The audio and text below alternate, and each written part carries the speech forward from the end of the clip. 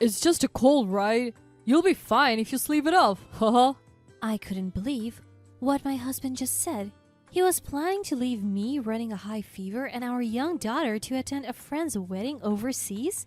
And off he went, genuinely excited about his trip.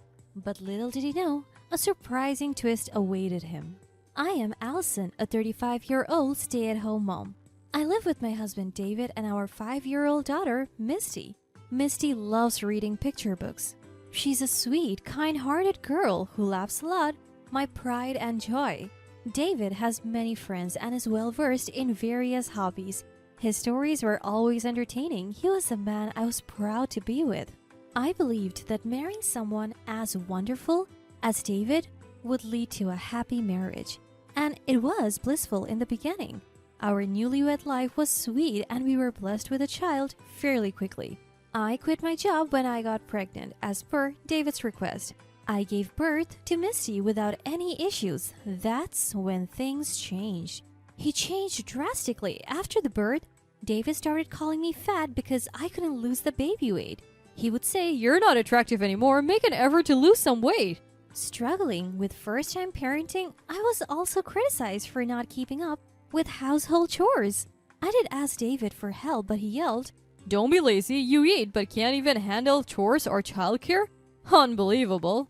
David seemed to resent that his time was being consumed by household duties and childcare. I was shocked to discover this selfish side of him, especially after he was so happy about the pregnancy. If I ever asked David for help, he would complain to neighbors and relatives that I was neglecting my duties, making me feel ashamed. I became hesitant to confront David. I was afraid he would spread more false stories about me. But the biggest issue was money. When it was just the two of us, we both contributed to a joint account and spent the rest freely. After Misty was born, David took over the finances since I had no income. But he hardly gave any money for living expenses. He once told me to manage on just $300 for the three of us. Stress, I couldn't produce enough breast milk, so Misty was on formula. Between formula and diapers, $300 was nowhere near enough. When I tried to save by cooking budget meals, David would get furious, saying, Don't serve me this cheap-smelling food. I even suggested getting a job to help out, but David looked down on me saying, You can't even handle housework, let alone work and raise a child. You're planning to slack off and make me do everything, aren't you? Just manage with the money I give you. David was absolutely against me working, perhaps fearing it would add to his household responsibilities. Now that Misty is 5, David seems to have lost interest in her. He often ignores her when she tries to talk to him, preferring to play with his phone instead. I thought marrying David would lead to a happy family, but I was completely wrong. Seeing Misty downcast because David ignores her and won't play with her breaks my heart. Then one day I discovered that David had used the money we had been saving for Misty's education. I'm not working and I think we are barely making ends meet each month. David is supposed to be managing our finances, but he won't tell me how much we are saving. Maybe we are not saving at all and running a deficit each month? That might be why he dipped into the education fund. When I asked David about it, he refused to disclose what he had spent the money on. Finally, he snapped, I earned this money now, so how I spend it is my business. You and Misty eat because of me, so stop complaining. I tried to discuss the money issue multiple times, but David wouldn't budge. Our conversations went nowhere. Then, David dropped a bombshell. A friend invited me to their wedding overseas. I couldn't believe my ears. Even if his friends cover some travel expenses, going overseas would still cost a fair amount. We are in a situation where we can't even afford Misty's education, and how can we afford an overseas trip? I tried to discuss this, but David ignored me and started preparing for the trip. Honestly, I considered divorce, but thinking of Misty held me back. She only has one father, and I couldn't bring myself to take that away from her. The day before David's departure arrived, and I was stuck with a high fever. I hadn't had a fever in a long time, and this might be the first time as an adult. Headaches, nausea, dizziness, and body aches clouded my consciousness. Can you please skip the wedding? I'm really struggling with this fever, I asked weakly. David laughed and said, You'll be fine if you sleep it off. He even added, Stop being so needy. Handle it yourself. You can't even manage yourself and you are not even working. Could you at least get some food for Misty? She hasn't eaten properly since yesterday, I pleaded. David sighed heavily and said, I don't have time for that, and I don't want to catch anything. I'm staying in a hotel tonight. And he really did leave us to attend the overseas wedding. At that moment, suffering from a high fever, I made up my mind. For Misty's sake, I had to let go of such a selfish man like David. 5 days later, David returned in high spirits. I'm back. Why are Dad and Mom here? David's parents are in the living room. My parents-in-law don't answer. What's going on? Where's Allison? It was Misty who answered David's question. Mom is in heaven now. What? What are you talking about? David, thinking Misty was joking, burst into laughter. His parents shook their heads in disbelief. What a foolish thing you've done. It's too late for anything now. David looked bewildered, not understanding the meaning of their words. Wait, did Allison really die from that high fever? Muttering this, David watched as his parents left the house with Misty. Misty waved at her father. Bye-bye. David, as usual, ignored her. His parents had got in the car. That was the plan. My parents and I were quietly waiting in the kids' room. I had my phone connected to my in-laws and was watching the living room through a hidden camera on my computer. My sister, who was waiting nearby, would pick up Misty, since there were things we didn't want her to hear. Only my in-laws remained in the car. While David was overseas, I had told both sets of parents about his terrible behavior. I wanted to divorce David, but I knew he would refuse to pay alimony or child support. So I wanted them to know the truth to help with the divorce. I told Misty she might not see David again, and because she said she wanted to see him one last time, I had the in-laws stay in the living room. Misty didn't object to not seeing her father again. She might have understood, even at her young age, that her father was treating her poorly. I had to prioritize Misty's care from now on. I wondered how David would react to Misty's words that Mom is in heaven. Would he reflect on his actions or apologize in tears? I continued to watch the hidden camera in silence, but then David did something unexpected. He suddenly started making a phone call. His voice was elated. Brianna, I don't know the details yet, but it seems my wife is dead.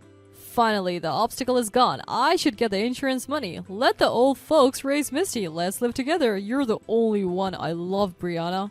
We realized then that David had been having an affair, and he considered me and our child obstacles, planning to use the insurance money to remarry this woman.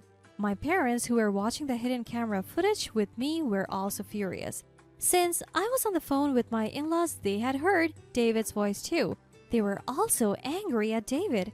I signaled to my parents and my in-laws, and we all moved to the living room where David was. Seeing this, David hung up the phone in shock. Wait, Allison, but I thought you were in heaven. I couldn't help but laugh at David's stupidity. Heaven is what Misty calls her room. It was sky blue sheets and white pillows. You wouldn't know because you never talked to her. Wait, is that so? I thought... No, never mind. David, not realizing we had heard his phone call, tried to cover up his tracks. But it was too late. Stop making excuses. We have been watching you on a hidden camera. You left your family with high fevers to go to a wedding, and you have been having an affair? No, that's not true. I haven't been... I cut him off. No more excuses.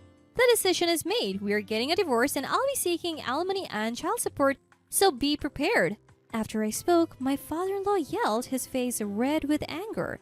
If you get divorced, never show your face here again. You're no longer our son. Right after that, David's cell phone rang, filling the room with his ringtone.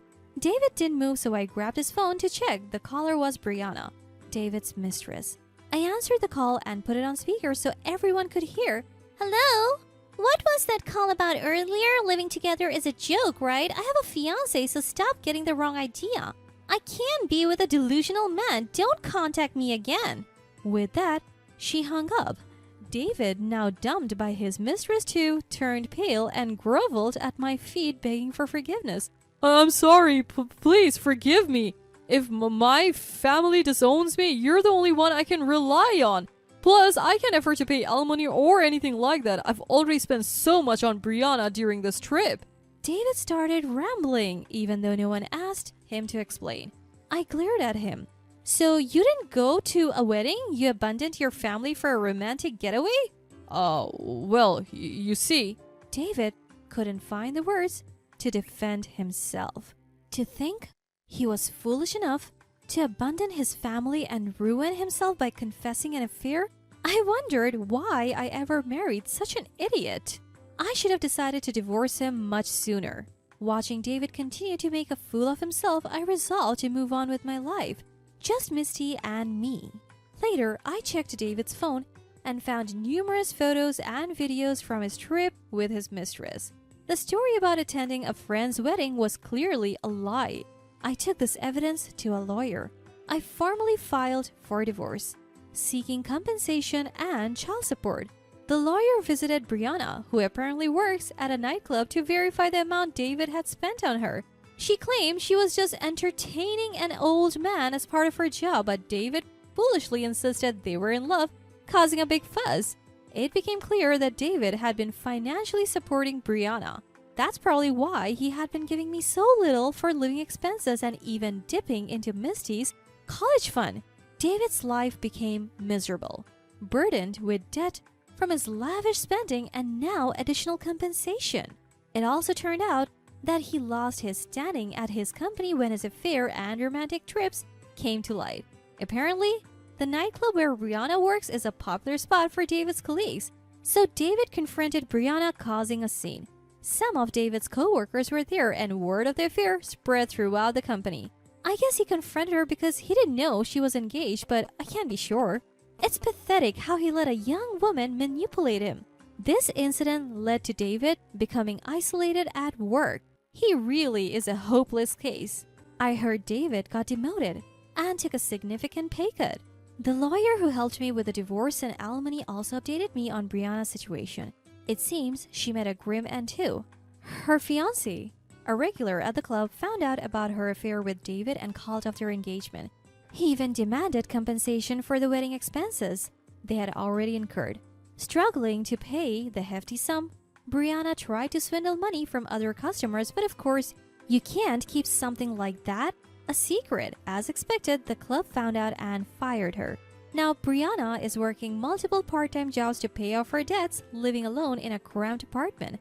As for me, I moved back home and am living with my parents and Misty. I'm relieved to be away from the neighbors who believed the rumors and lies David spread about me. Life is much more relaxed now. My parents dote on Misty, who seems happier than when she lived with David. David has come to my parents' house a few times, begging for another chance, but my dad has been turning him away. Neither Misty nor I have any desire to see him. If Misty ever says she wants to see him, I'll consider it, but for now, she doesn't want to meet her father. I have no intention of reconciling with David, so there's no reason to talk to him. If he becomes too persistent, I'm considering involving the police. Looking at where David and his mistress Brianna are now, I realize how scary affairs can be. They have lost everything and are forced to live a bottom-tier life.